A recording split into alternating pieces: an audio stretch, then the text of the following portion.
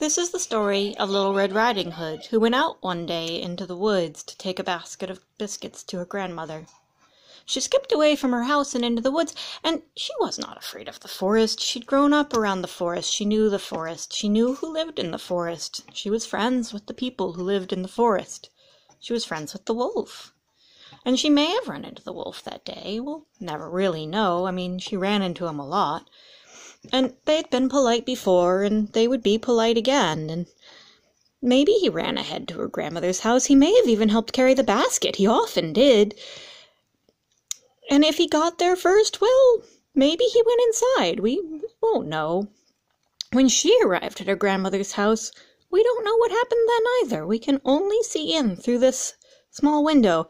And if she mistook her grandmother for a wolf, or the wolf for her grandmother, it cannot be that odd. After all, her grandmother did in fact have large ears, and a long nose, and very sharp teeth. And we do know that she left alone, and when she left, there wasn't a wolf in the house anymore, and there wasn't a grandma in the house anymore, and she still wasn't afraid of anyone who lived in the woods.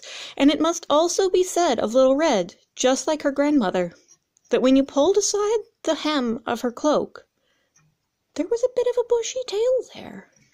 And that when you pushed aside the hood, she had pointy ears, and a long nose, and sharp teeth, just like her grandma.